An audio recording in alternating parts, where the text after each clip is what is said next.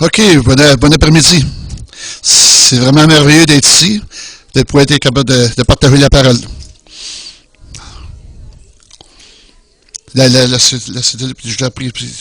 J'apprécierais les prières, la force physique, autant que des choses physiques que je deal avec qui pourraient être qui crée un peu de stress à mon égard. Moi, je crois à la grâce de Dieu pour que la grâce puisse s'écouler d'une façon surnaturelle. J'ai été dans un tourbillon depuis le début de cette année. J'ai déménagé de tout mon appartement à Saint-Julie. C'est plus proche de mon travail. Il y a juste les 3 dernières semaines de ça qui sont produits. Les 3 dernières semaines, j'ai pas arrêté. J'ai vu la grâce de Dieu, la force de Dieu. Puis là, me voilà, je cite. Puis oui, j'ai prêché. J'ai prêché à Cognawaga pour grossir notre foi. C'est trop triste, trop mauvais. J'ai d'autres choses à prêcher. J'ai prié pour moi, la force, la protection, le vrai, authentique, de verser dans ces gens, ces chefs-là vont être des hommes et des femmes, notre focus vont être une conférence pour les femmes. 20 villes dans 21 jours, il y a un tourbillon dans votre tête, vraiment. Là. Je suis vraiment tout énervé d'être. Il y a une place dans mon cœur pour l'Europe depuis le temps des jours bibliques, de l'école biblique. On recule loin. Puis je suis vraiment excité d'avoir une opportunité d'aller en Ukraine. Ça va être beau, va Dieu voir des choses merveilleuses et étonnantes. Mais Dieu est merveilleux.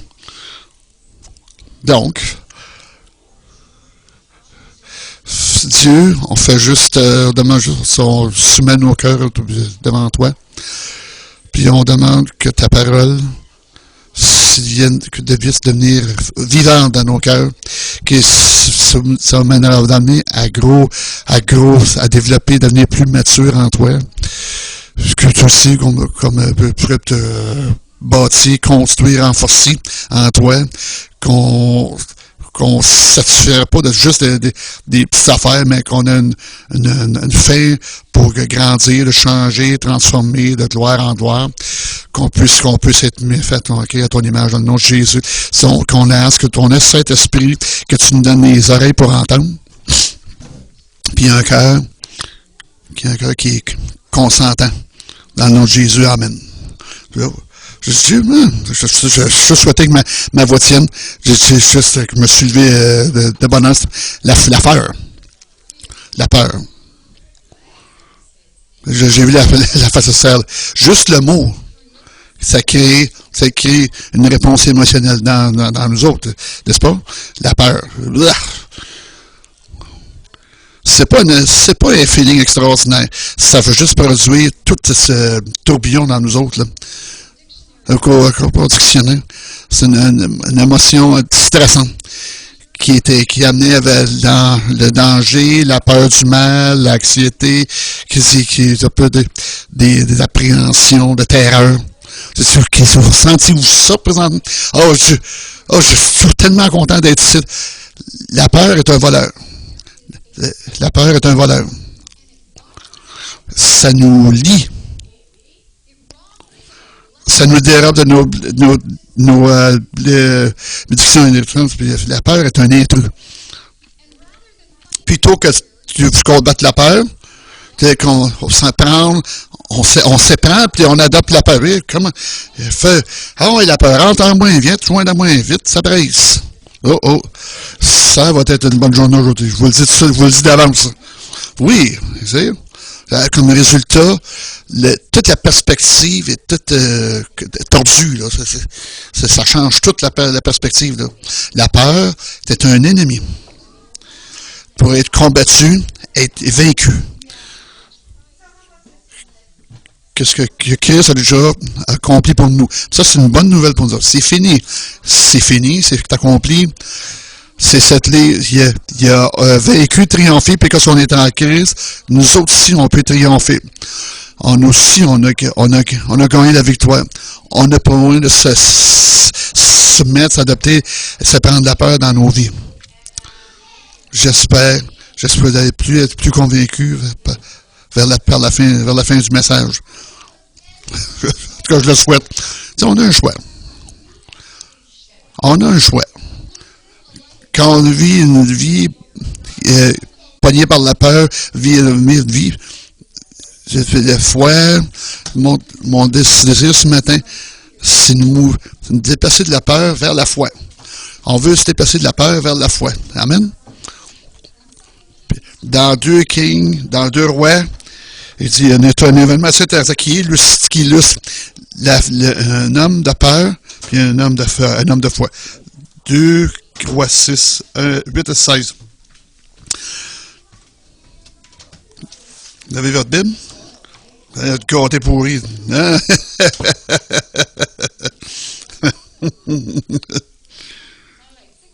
OK, le roi 2 Rois 6, 8 et 7.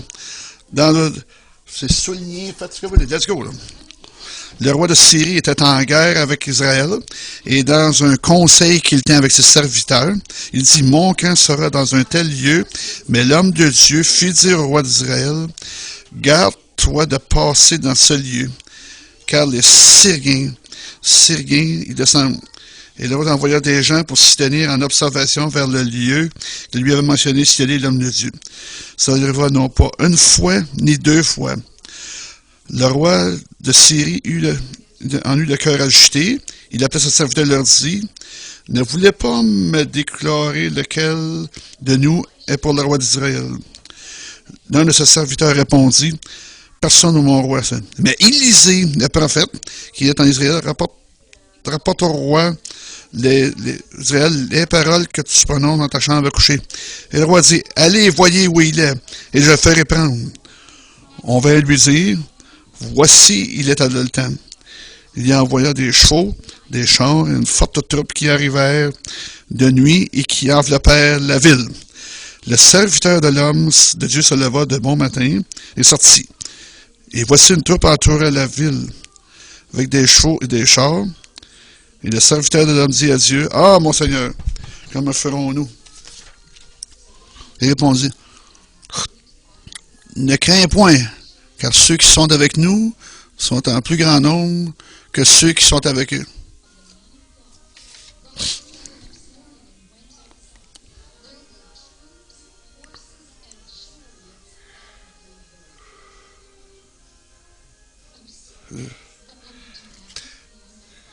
Qu'est-ce que n'aie pas peur, il y en a plus de notre côté puis Élisée a prié, laissez-la voir. Le Seigneur ouvre les yeux de ses yeux. Il sut que les collines étaient remplies de chevaux et de feu. Comme les Araméens, au Seigneur, rend-les aveugles. Le Seigneur l'a frappé d'aveuglement. Ça, c'est une histoire extraordinaire.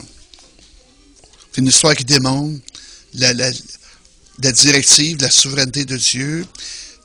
Aram voulait attaquer les Israélites, mais Dieu a arrêté de continuer à dire à Élisée où est-ce que l'attaque aurait lieu. Puis ça les a protégés d'une embuscade. Puis avec chaque embuscade masquée, puis là, ils sont devenus enragés. Ils ont essayé d'envoyer une armée, des chevaux, des chariots, pour capturer un homme. Un homme. Élisée. Qui est le roi d'Aram. Aram. J'ai compris que Dieu dit toujours à Élisée, où est-ce que tu vas être? Tu penses-tu vas être capable de le capturer? Ça, c'est la chose, la chose qui est fun avec c'est une note de côté. Si l'histoire se développe, on voit ces deux hommes deux réponses qui sont en contraste. Un homme de peur, puis Élisée qui est un homme de foi. Puis là, on look à toute la différence entre l'homme de peur et l'homme de foi. On a moins ça de se demander quel genre de vie qu'on mène, une vie de peur, ou une vie de foi. Oh mon Dieu, que ça va être fun le matin, je capote, je vous le dis, là. Je veux pas me demander ces questions-là, tu sais. Là, aussi, le Saint-Esprit demander. Ouais. Si on a lu dans 2,15, 6, 8, quand le serviteur de l'homme de Dieu s'est levé le matin, puis est allé à l'extérieur, il y avait des troupes, des chevaux, des chevaux. Dieu, qu'est-ce qu'on va faire, là? Sœur de la nuit se leva de bon matin, sortit, voici une troupe entourait la ville, avec des chevaux et des chars. Le soldat dit de me dire, ah mon Dieu, qu'est-ce qu'on va faire? Qu'est-ce qu'on va faire? Qu'est-ce qu'on va faire? On peut pas compter cette armée-là. On peut pas s'expliquer, ils vont nous capturer, qu'est-ce qu'on va faire? Je capote. Qu'est-ce qu'on va faire? On est fou, je capote. Non. Là, je dis, vous n'avez pas fait ça, mais juste moi. Là, il est là, puis... Qu'est-ce qu'on va faire? Ah non, je comprends pas. Où est-ce qu'il est le Dieu d'Élysée? Où est-ce qu'il est le Dieu d'Élysée? Qu'est-ce qu'il va nous faire? Il va-tu nous aider? Hey, tu vas les avertir. Hey, il va nous pogner des avertir. Il ne nous dit pas, je comprends pas. Où est-ce qu'il est le Dieu d'Élysée? Ah là, c'est moi, j'ai... Ils vont nous capturer. Oui, ils vont nous pogner. Ils vont nous dire qu'est-ce qu'on va faire. Mais qu'est-ce qu'il a pas fait? Pourquoi? Là, il jongle, ça la peur, tout ça. Vous pouvez vous le sentir. Il est plein de crainte, de peur, plein de crainte des hommes, des circonstances, intérieur, extérieur. Une vie de peur. C'est un voleur.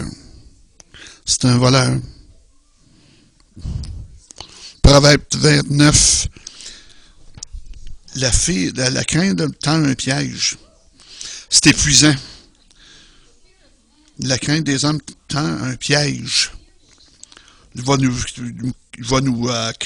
paralyser, nous capturer.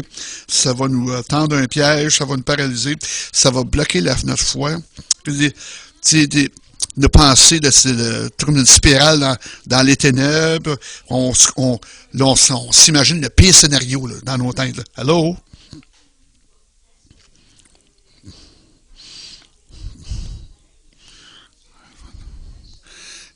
Élisée, l'homme de foi, la crainte de la serviteur.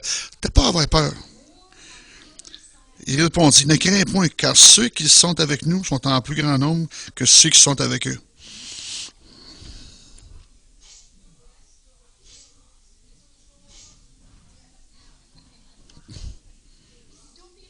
Mais on n'est pas tout seul. On va pas avoir peur. Il y en a plus qui sont avec nous autres que ceux qui sont pas avec nous autres. Cette armée-là n'est pas en contrôle, est dans la peur, n'est pas en contrôle. Dieu est en contrôle. Dieu, c'est ces anges qui sont en stand-by, sont prêts à nous défendre. Ceux qui ont la crainte de Dieu, ceux qui ont pas de défendre de Dieu, le royaume de Dieu. Dieu. Ayez pas peur de Dieu va nous protéger. Ceux qui sont avec nous autres sont plus nombreux que ceux qui sont moins nombreux. Ayez pas peur. La confiance d'Élisée dans Dieu qui révère, pour se sentir il ne voudrait pas permettre sa pensée.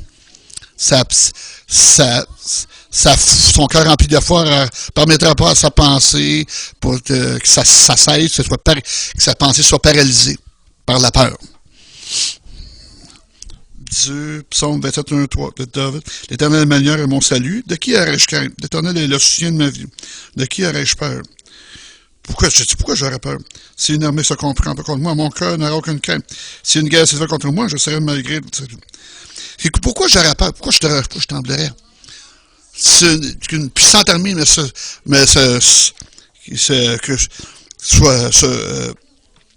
camp autour de moi qui me cernerait.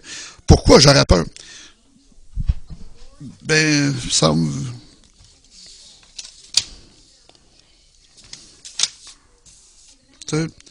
L'ange de l'Éternel campe autour de ceux qui le craignent. Il les arrache du danger. L'homme de foi, puis il a foi en Dieu. Il révère Dieu, il n'a pas peur. Il ne faut pas permettre à la peur de prendre le contrôle sur nous autres, de nos pensées, la peur de l'homme, les circonstances, l'inconnu, le futur. Dieu, continuellement, nous exhorte, nous encourage de dire, n'ayez pas peur. Soyez sans crainte. Il a dit à Josué, 1:9, ne t'ai-je pas donné cet ordre? Fortifie-toi et prends courage. Ne t'effraie point et ne t'épouvante point, car l'Éternel ton Dieu est avec toi dans tout ce que tu entreprendras. Il dit à Israël en 20, Deutéronome 20, 3, 4. Un homme de Dieu, il leur dira, écoute Israël, vous allez aujourd'hui livrer bataille à vos ennemis. Que votre cœur ne se trouble point, soyez sans crainte. Ne vous effrayez pas, ne vous épouvantez pas devant eux, car l'Éternel votre Dieu marche avec vous pour combattre vos ennemis, pour vous sauver.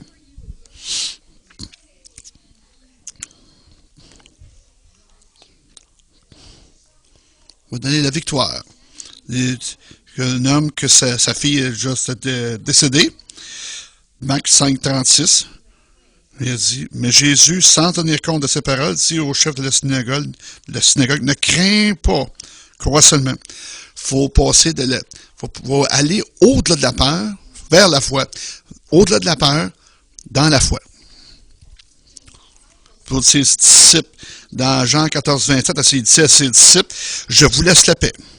Je vous donne ma paix. Je ne vous donne pas comme le monde la donne. Que votre cœur ne se trouble point et ne s'alarme point. C'est une paix que je donne, que le monde ne donne pas. Soyez sans crainte. Il y a un choix à faire.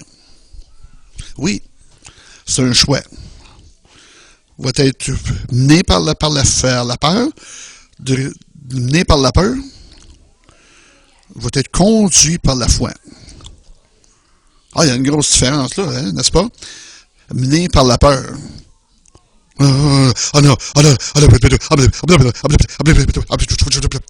Qu'est-ce qui va arriver? Qu'est-ce qui se passe? C'est le stress, la peur, l'anxiété.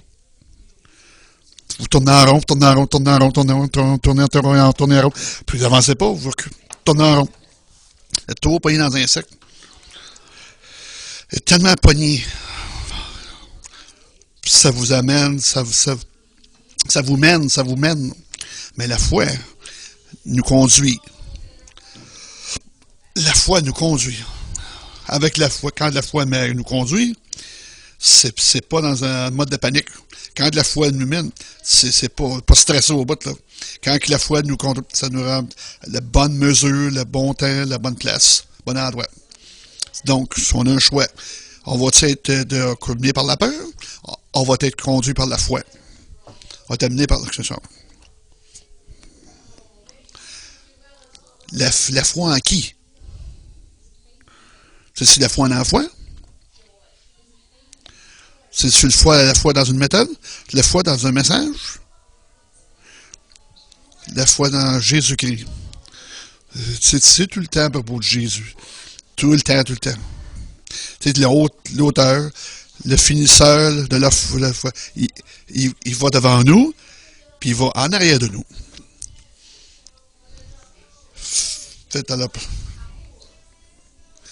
Le Seigneur Jésus, il a dit dans 2 Timothée 1:7, Dieu ne nous a pas donné un esprit de timidité et de crainte. Dieu ne nous a pas donné, mais donné un esprit de force, d'amour et de pensée qui est safe. Pensée qui est saine. Je ne permets pas la peur de me paralyser, que ma vie qui tourne comme une spirale qui descend. Là, mais je laisse mon cœur qui est rempli de foi et de confiance en Dieu. Hébreux 13:15. Ne vous livrez pas à l'amour de l'argent, contentez-vous de ce que vous avez, car lui, Dieu lui-même a dit, je ne te délaisserai point, et je ne t'abandonnerai point. C'est avec assurance que nous pouvons dire, le Seigneur est mon aide, je ne craindrai rien, que peut me faire un homme? Dieu est avec nous, Emmanuel. Dieu est avec nous, Emmanuel. Luc 12, 31, 32. Cherchez plutôt le royaume de Dieu et toutes ces choses vous seront données par-dessus. Ne craignez point, petit troupeau, car votre Père a trouvé le bon de vous donner le royaume. Trouvez le monde. Puis on continue, puis on suit, bon, on va de l'avant. Ayez pas peur. Ayez pas peur. Soyez pas découragés. Il y a seulement une peur qui devrait s'opérer dans notre cœur. La crainte révérentielle de Dieu. Ça, c'était perdu de nos jours. C'est en grosse partie la révérence de Dieu, comme nous rappelle comment est-ce que Dieu est grand. La crainte de Dieu nous rappelle comment est-ce que Dieu est puissant, inarrêtable. La familiarité avec Dieu, ça parfois nous réduit sauf et confortable, comme d'un ami. Puis on perd la vue de son omnipotence, de sa puissance, sa grandeur. Oui, cette familiarité-là peut rentrer dans nos relations avec Dieu. On va juste comme un chum qui va juste nous encourager. Yeah. Ça, c'est un autre message pour un autre jour. La question, le lion. Le lion représente Christ. C'est-tu la réponse? Qui c'est qui dit à propos? Sauf, qui est safe. Mais il est bon. On a peut-être créé quelque chose dans notre emphase, l'amour Dieu Père qui est vital. On a fait quelque chose. Le mot amour, c'est toujours, il dit toujours qu'il est fier de moi, qu'il m'aime. Il est toujours là pour moi, c'est vrai. Mais l'amour est confrontante. L'amour confronte les aspects de nos cœurs. L'amour ne nous permet pas de continuer dans un vieux pattern de péché. L'amour de Dieu ne permettra pas de continuer dans les mauvaises habitudes puis des failles de caractère.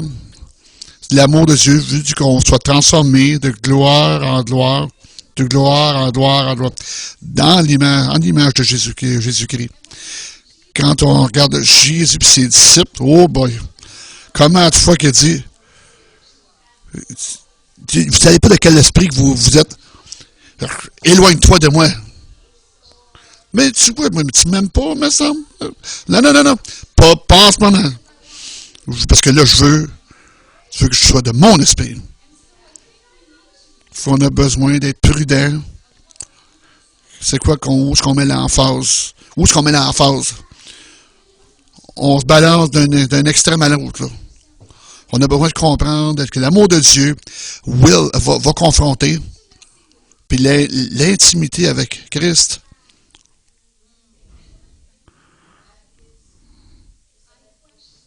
Je me questionne si j'ai vraiment une intimité avec Christ. Je me questionne souvent là-dessus. Parce que l'intimité avec Christ va confronter.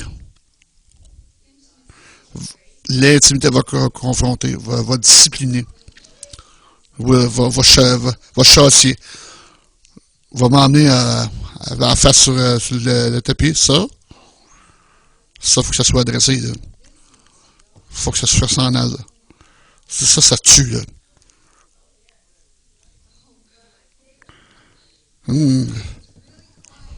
Mais là, c'est vraiment tranquille. Je sens mon visage chauffer. Mais c'est pas que c'est pas vrai. Là, tout ce qu'on appelle l'intimité avec Christ, aujourd'hui, j'ai besoin de me questionner. S'il n'y a pas de changement dans nos vies, mais peut-être que cette intimité-là est manquante. Une pause. On va prendre une pause pour penser à ça. C'est une parole dure, tough. Puis faire face. Quand j'entends voir mon expérience de vie, les temps de grande intimité avec Christ, puis encore, je me demande, puis je reviens, j'aboutis tout le temps à la même personne. Faut que je me questionne, que je me questionne dans mon intimité avec Christ, parce que pour regarder le visage de Christ demande un changement, des changements, puis transformation. Amen. On va te recevoir la tomate, là. Oh, l'Ukraine, ça va être extraordinaire. Je n'emmènerai pas ce message-là. OK. Oh, ça va retourner où ce qu'on était. C'était un message à côté. La révérence de Dieu, côté révérentiel, la grandeur de Dieu qu'on découvre, puis ça débloque la sagesse de la connaissance qu'on découvre en lui. La crainte de l'Éternel nous amène à une place de confiance en Dieu pour le salut, la délivrance. Ça pourvoit une certaine sécurité. La crainte de salut pourvoit une sécurité profonde en lui.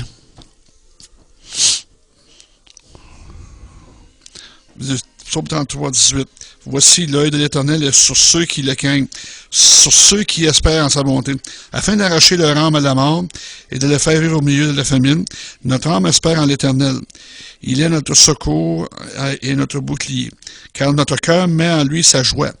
Car nous avons confiance en son nom. Éternel, que ta grâce soit sur nous, comme nous espérons en toi.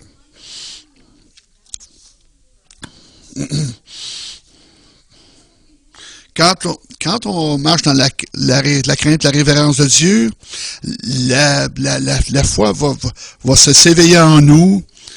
Puis son amour devient le véhicule qui nous déplace de la peur vers la foi. 1 Jean 4, 18, la crainte n'est pas dans l'amour, mais l'amour parfait bannit la crainte, car la crainte suppose un châtiment, un tourment. N'est-ce pas? Et celui qui craint n'est pas dans la peur. Si la peur implique un tourment, on va décider aujourd'hui d'en finir avec le tourment. Mais celui qui est dans la crainte ne vit pas dans l'amour. L'amour parfait. Wow.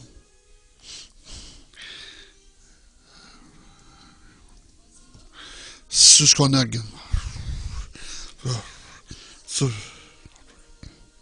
Un homme de peur, un homme qui n'a pas de vision naturelle.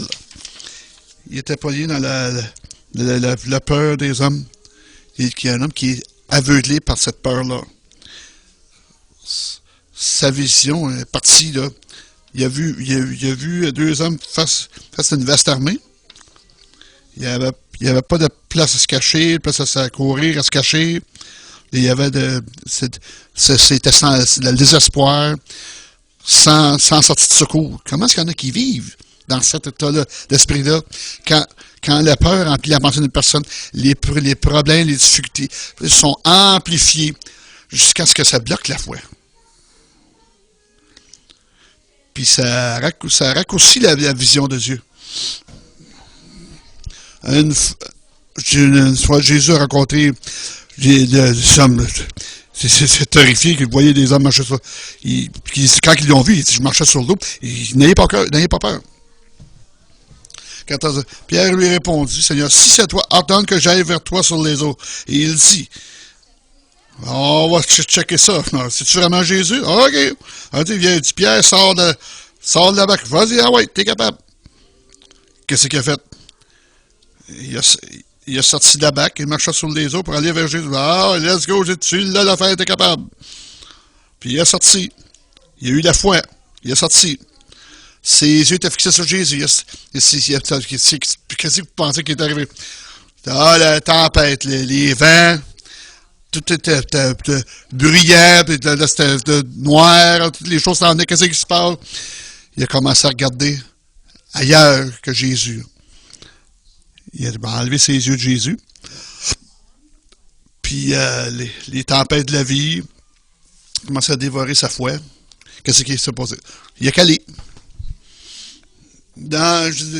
Jésus, il s'est saisi lui immédiatement. Pourquoi t'es douté de moi? Pourquoi t'es douté de moi? Ben là, OK. La foi est dans une personne. C'est pas dans une personne, la foi est en Christ. C'était pas juste ça. C'est pas juste parce que Pierre a douté. Pierre a douté la parole de Jésus. Il dit, sors, il vient vers moi. Ça aurait dû être assez. Je pointe pas mon doigt à Pierre. Je suis pas sûr que moi j'aurais sorti du bateau. Il a commencé dans la foi. Il a commencé à marcher sur les eaux. Il a regardé avec un œil naturel. Ça gâche tout le temps. On regarde les choses naturelles. On commence à parler des choses naturelles. Puis notre foi, il vient diminuer automatiquement. Il était vaincu par les circonstances. Les serviteurs d'Élie, il était vaincu par les circonstances. Puis je comprends, là. Il a vu des troupes, il a vu des chevaux, il a vu des chariots qui ont encerclé la ville au complet. Je ne peux pas imaginer, là. Mais Élie a vu avec les yeux de la foi.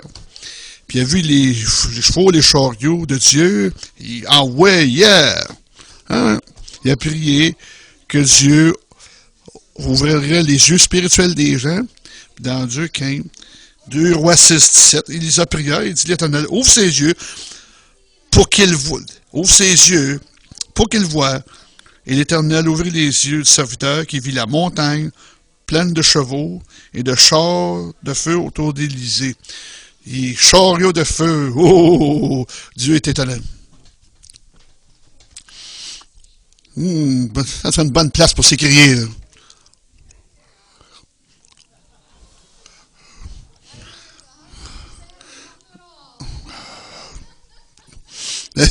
C'est 100% ou pas pantoute. Dieu voulait voir ce qu'il savait déjà. La protection, les dieux étaient faux supérieurs. Dieu était en contrôle, comme autant qu'il l'est aujourd'hui. Il n'y a pas trop de monde. Il n'y avait pas besoin de se cacher ou de s'échapper. Il n'y avait pas de possibilité de désespoir, d'être vaincu. Non, non. Dieu est étonnant. Il est étonnant.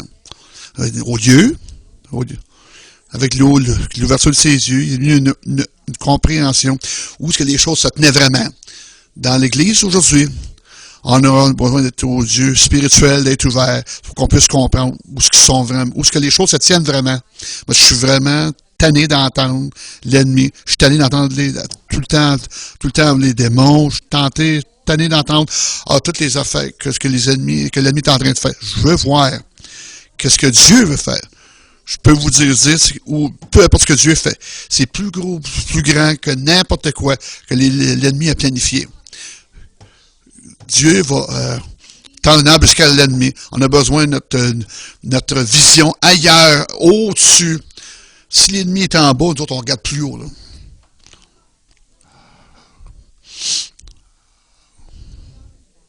Nous sommes dans une bataille. C'est une bataille spirituelle. On ne peut pas combattre notre vision naturelle ou nos armes naturelles. 2 Corinthiens 10, 3, 5. Si nous marchons dans la chair, nous ne combattons pas selon la chair, car les armes avec lesquelles nous combattons ne sont pas charnelles, mais elles sont puissantes par la vertu de Dieu pour renverser des forteresses. Nous renversons les raisonnements et toute hauteur qui s'élèvent contre la connaissance de Dieu. Nous amenons toute pensée captive à l'obéissance de Christ. Pensée captive à l'obéissance. Où est-ce que notre bataille spirituelle, guerre spirituelle prend place? C'est là qu'elle prend place en Christ. Oui. Au moins, c'est pas vide,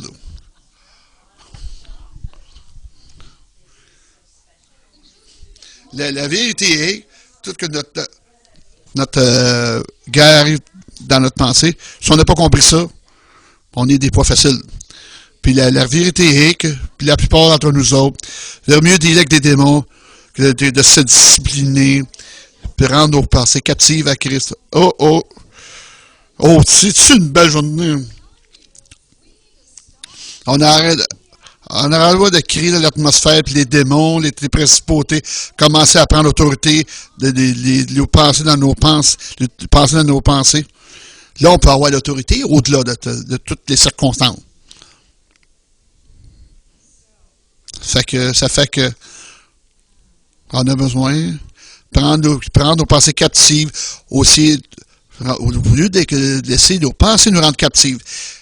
C'est là que notre pensée la tourne en rond, en spirale, puis afin que arrêtez pas de se penser, s'agiter, puis nous rendre captifs. C'est le temps de se tenir dans l'autorité que Jésus avait nous, à l'obéissance de Christ. Il a vaincu.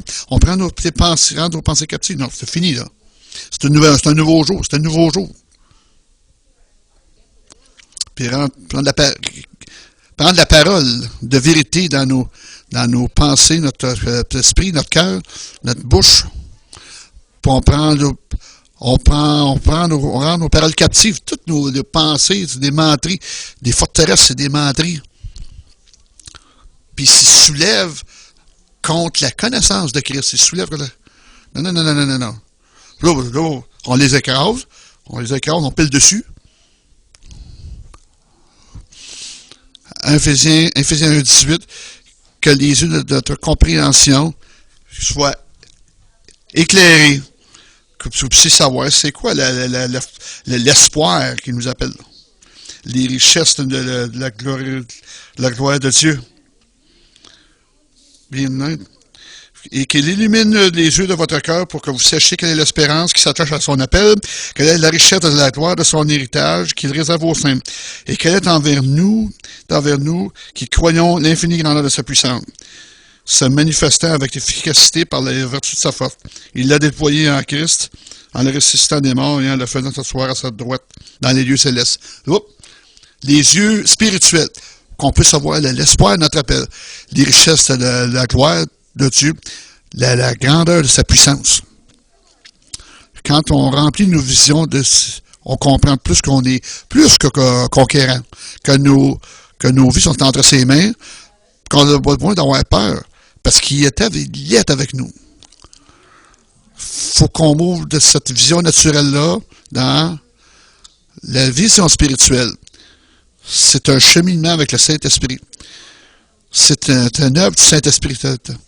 Elle dit, vous ne voulez pas que dans une mentalité de travail, tout ça. Non. Vous êtes l'esclavage. C'est plutôt qu'on peut coopérer avec le Saint-Esprit puis la parole de Dieu. 2 Corinthiens 5,7. On marche par la foi et non par la vue. Faites la foi en qui? C'est à propos de Jésus. Puis la peur ou la foi, ça va déterminer le cours de vos actions. Mené par la peur ou conduit par la foi. L'homme de foi est instable, il est incertain. Il ne sait pas quoi faire. Qu'est-ce qu'on va faire? Je capote. Qu'est-ce qu'on va faire? Élisée, les servants d'Élisée, le serviteur d'Élisée, on va se faire pogner, on va se faire capturer, on n'a pas de place à aller. Puis il a reculé dans la peur, il s'est diminué dans la peur. Où est-ce qu'il est le Dieu des dieux? Où est-ce qu'il est? D'un autre côté, Élisa était prête pour l'action. Il s'est tenu avec confiance pour commencer à marcher avec Dieu. Là. 2 Rois 6, 18, 20. Les Syriens descendirent vers Élisée. Il adressa alors cette prière à l'Éternel. Daigne frapper d'aveuglement cette nation. Et l'Éternel les frappa d'aveuglement selon la parole d'Élisée. Élisée leur dit, ce n'est pas ici le chemin, et ce n'est pas ici la ville. Suivez-vous, et je vous conduirai vers l'homme que vous cherchez. C'est pas la bonne ville, c'est par le mauvais chemin. Vous dites ce qu'on va faire. Je vais vous emmener la bonne ville. Suivez-moi, mais vous emmener à l'homme que vous cherchez. Ils ont conduit à la ville de Samarie, où tu sais qu'il est entré à Samarie, et il a prié. Ouvre-leur les yeux, puis qu'ils puissent voir. Puis le Seigneur a ouvert les yeux, puis ils ont découvert qui était au milieu de Samarie. Il les a conduits, les armées, dans une excursion de 14 000. Un voyage de 14 000. Dans le pays du roi d'Israël. Il a capturé une armée entière par lui-même, avec la puissance de Dieu. Pas des vases, là. Un homme de foi. Il est prêt pour agir, pour passer à l'action. Si la peur ou la foi va déterminer le cours de vos actions. Si on permet la peur de nous saisir, on va se demander, qu'est-ce que je vais faire? Qu'est-ce que je peux faire? Qu'est-ce que je vais faire? Je ne le sais pas. Là. Puis éventuellement, on va se tomber dans la passivité, puis on n'aura pas aucun impact autour de nous. Ce n'est pas ce qu'on est appelé à appeler. On est appelé pour avoir de l'impact pour l'Évangile. Là. On va toujours guesser, on va tout raisonner, c'est-tu Dieu, c'est Dieu, c'est Dieu, c'est Dieu. On se demande ce qui se passe, c'est Dieu, qu'est-ce que je devrais pas, je ne sais pas. Je me questionne, je ne sais pas. Ah ouais, je savais, là, je suis rentré dans vos têtes, là, je le sais de quoi qui se passe. Là. On va vivre avec des regrets. Dieu n'est pas mort pour nous donner ce genre de vie-là. On nous a été donné une plénitude de la révélation, du serviteur d'Élisée, puis de Christ. Puis, peut-être, vous n'allez pas pouvoir voir les anges, peut-être pas voir les cieux s'ouvrir, peut-être pas voir les chariots de Dieu, des chariots de feu, peut-être pas avoir les visions du troisième ciel, pour tout ce qui se passe dans le troisième ciel, là. Ça n'a pas d'importance, ça. Vous dire, franchement, non, ça n'a même pas d'importance. Faites-vous en pas avec ça, là. Parce qu'on a l'Esprit de Dieu qui a ressuscité Jésus des morts, puis qui habite en nous. C'est ça qui est le plus important, là. On a la parole de puissance comme une arme dans notre bouche qui marche comme un instrument de foi. Toutes les autres choses, les anges, c'est merveilleux, regarde, je n'ai rien contre ça, là. Mais c'est pas ça qui va transformer nos vies, là. C'est pas ça qui va nous garder debout, là. C'est le Saint-Esprit. C'est Jésus-Christ. C'est la parole de Dieu. Quand on permet nos visions d'être remplies de Dieu, remplies de sa parole, notre Saint-Esprit rempli de sa parole de Dieu, on va déplacer de la peur par la foi, puis on va aller en action pour son royaume.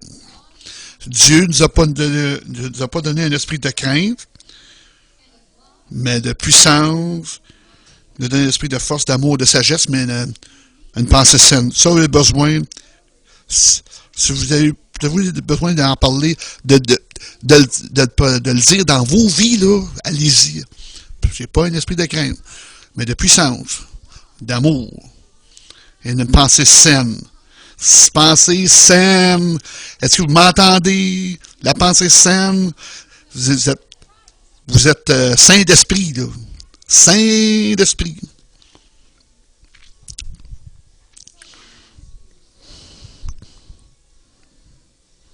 Je vais vous demander ça aujourd'hui. Est-ce que la peur est devenue un intrus dans vos vies? Si tu es assis à votre table,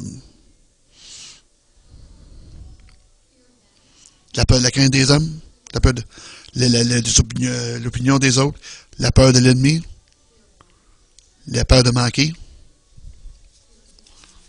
la peur de l'inconnu, la peur du changement. Oh mon Dieu. Ouh, baptême. Ça c'est un gros morceau, ça. Oh, l'amour, c'est le changement. Oui, si je décide. Ouais, tu sais, là. La peur du changement, J'ai toujours fait ça. Il n'y a pas d'autre manière. Il faut que tu apprennes. Ah non, pas sérieux. La peur de laisser aller. Tu sais ce que je pense? Que je pense que c'est comment que ça devrait être. Laisser aller, comment est-ce que je pense, comment est-ce que c'est supposé d'être. Là. Ça, c'est un gros morceau. La peur de faire un pas vers l'avant. Là. Oh, non, non, non, non, non, non, non, non, non, non, non, non. Non, ça commence à être un peu trop personnel, là. Non, non, là, elle va trop loin. Oh, la peur de faire le premier palier vers le... C'est quoi le pire qui pourrait se produire? Rien? OK. C'est quoi le pire? Qu'est-ce qui est le pire qui pourrait se produire, là? Ah, alléluia! Ah, gloire à Dieu. Ouais. Va tomber en fait pour s'humilier. Ouais. Ah ouais. On n'aime pas ça. Ah, c'est à propos de vous? C'est à propos de moi? Je ne vais pas t'humilier. Je ne vais pas m'humilier moi-même, tu sais. Je veux pas que les choses, les autres m'humilient non plus, là. Mais à la fin de la journée, ça compte-tu vraiment si c'est à propos de Christ, et si c'est à propos de l'Évangile, si c'est à propos du royaume, et si c'est à propos des perdus. Parce que, mettons que, si quelqu'un a été sauvé, mettons que, tu sais, c'est une vie, prend un tournant, si quoi Dieu s'est montré, là, soudainement, la peur de faire le premier pas, la peur de l'échec. Oh, on va échouer une couple de fois, puis on va en revenir. Après ça, c'est mieux. Ben ouais, c'est ça. On va pas avoir peur, là. On peut échouer, là, ça ne marchera pas. Combien d'inventions, right, OK, qui sont sorties à premier essai, échec après échec après échec. Dans les échecs, il y a quelque chose qu'on peut découvrir, qu'on ne peut pas avoir découvert si on n'a pas échoué. C'est le mauvais mot. Essayer. Le mauvais mot. Il y a des choses que j'essaie. Ah non. Oh, OK. Oh. C'est quelque chose qui s'ouvre, là.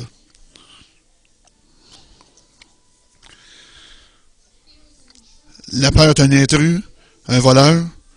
Faut pas le permettre de nous dérober de la paix, de la joie, puis la vraie vie qui est en crise. Certains d'entre nous ont tellement pogné par la peur, se protègent tellement nous autres mêmes, là. On ne dit pas. On n'expérimente pas la vie non plus. On s'est bâti un cocon entre nous pour nous garder safe entre nous autres. M'ennuyant. N'est-ce pas? Puis je le sais, j'ai grandi plein de peur. Les petites affaires, ça c'était gros pour moi. J'ai encore besoin de confronter, puis combattre. Ah non, je vais au-delà de toi, la peur, vers la foi, dans la foi. Si on est appelé à être des gens d'action qui influencent, qui ont un impact sur les gens autour de nous, parce qu'on est des gens qui connaissent notre Dieu, on va être fort en lui, pour lui. Je vous ai demandé à Cocknawaga un meter de la peur, là, le meter de lecture, là, un peuromètre. C'est quelle peur qui s'est introduit en vous, puis vous a dérobé, puis là, vous dites, oui, tu sors. Puis là, je prends possession de la foi. On va se lever. Levons-nous. Merci, Père. Merci que ton amour répète, puis chasse la crainte. On sait que l'amour nous confronte avec des choses, des aspects de nos vies qui nous empêchent d'expérimenter la pleine paix, la joie dans la vie. Saint-Esprit, qui était à l'œuvre en nous, puis que tu as un œuvre profond pour nous emmener à l'image de Christ, qu'on puisse marcher dans la liberté que tu es mort pour nous donner, pour nous procurer, que ça conquiert, la victoire que tu nous as apportée. On te demande, Saint-Esprit, aujourd'hui, que tu mettes ta lumière qui cherche à nous révéler tous les esprits, les domaines de peur qui nous a grippés. que là, tu as le désir de nous libérer. Puis toi, Saint-Esprit, tu places la détermination, la force, la puissance pour dire, là, c'est assez. Qu'on prenne possession, qu'on prenne captive toutes les pensées qui sont comme une spirale, qui sont négatives, qui amènent à la mort, de les emmener captives à l'obéissance de Christ, pour la vérité, pour renouveler nos pensées, qu'on puisse parler de ta parole, prononcer ta parole. Merci Seigneur. Merci le Saint-Esprit. Tu es tellement puissant. Le Saint-Esprit, c'est des choses que pas juste quelque chose de spécifique. Tu sais, pas quelque chose, des pas en avant pour rien que le Saint-Esprit révèle.